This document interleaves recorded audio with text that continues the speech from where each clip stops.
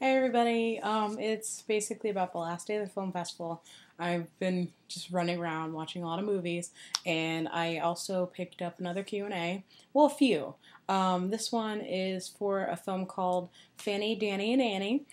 This is a Q&A post the actual screening. I'm gonna have to break it up into at least two, maybe three parts because it was about a 20-minute interview. So, all right, just catch it, and hopefully I will see you later. This is part one, and then I'm going to attach part two and possibly probably part three.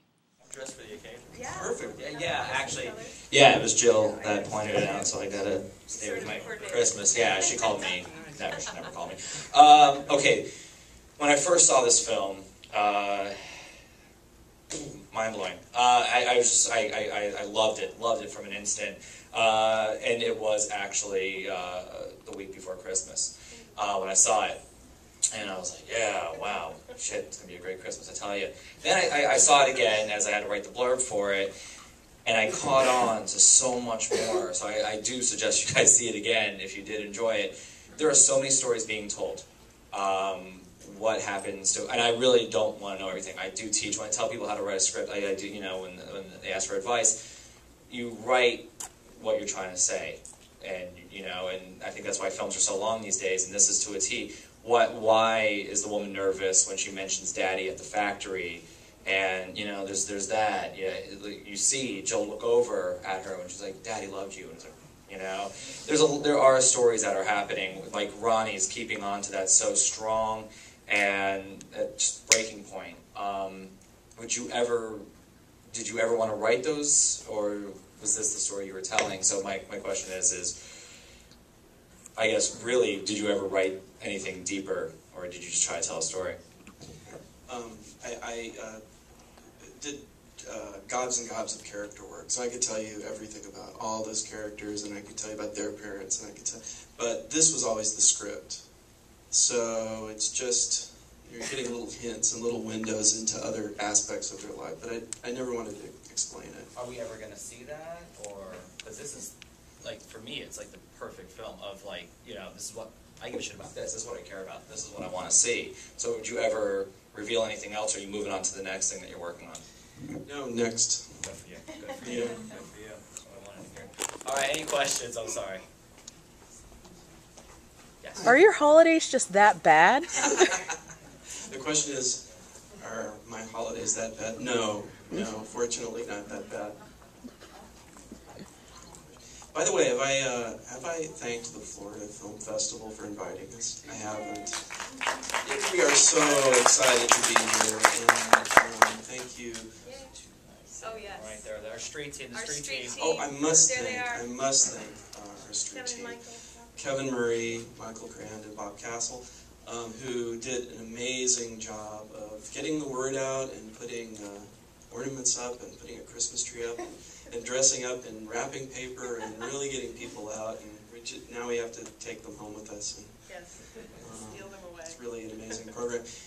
Anyhow, please ask any question you'd like or any You comment. start. What's next for Take you? it away. Oh, You said on to the next. What's next? it's one of three things. I'm not sure which one it is yet, but I'm torn. I'm really torn.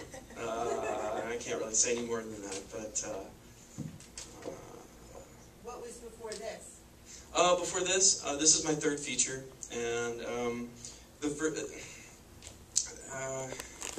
my first film was, my first feature was about sort of three generations of women living together, and another family sort of movie, and the second feature was about sort of an unconventional family of roommates and roommate life, and so I seem to like family stories, you know. For me, that's sort of the beginning of drama, and maybe the end of it. I don't know, but I think, you know, within your own family, you've probably felt every single emotion that's possible to feel.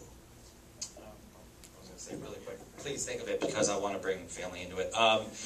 You've worked together, obviously. Is that how you met Jill? How'd you guys work and everything? Yeah? Do you want to answer? I mean, how'd you guys meet?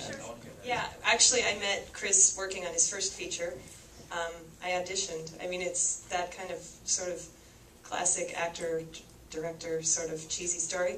So that's how we met, and we later got married, and so this is our first one as husband and wife, which is different to do a movie as a married couple than when you're just actor and director, but we've survived it, so that's good.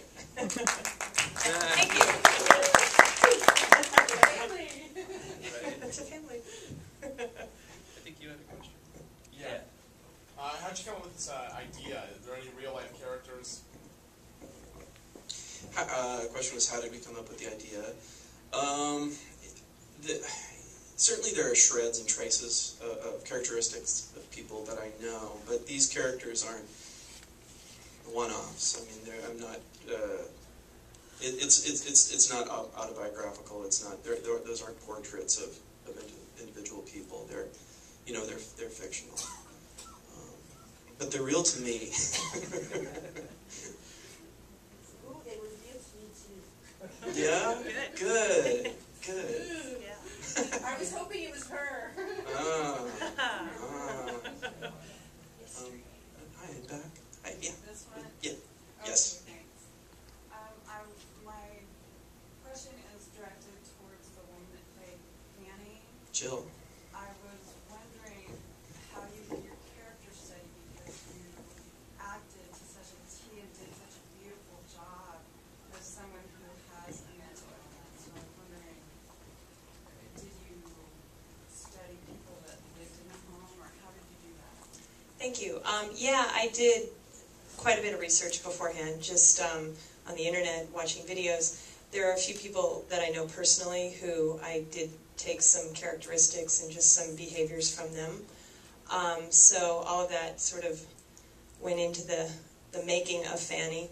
I think also just being on the set and in this environment, it's kind of like the actor's job really is to do their homework, and then they show up and are just sort of open to what else is going on. And with the other characters, with the other actors that I was fortunate enough to work with, all you have to do is really show up. And if you've got Colette Keane, who plays Edie, in the room with you, you just need to sort of be there and react, and you're going to have a response. But yeah, that's pretty much it.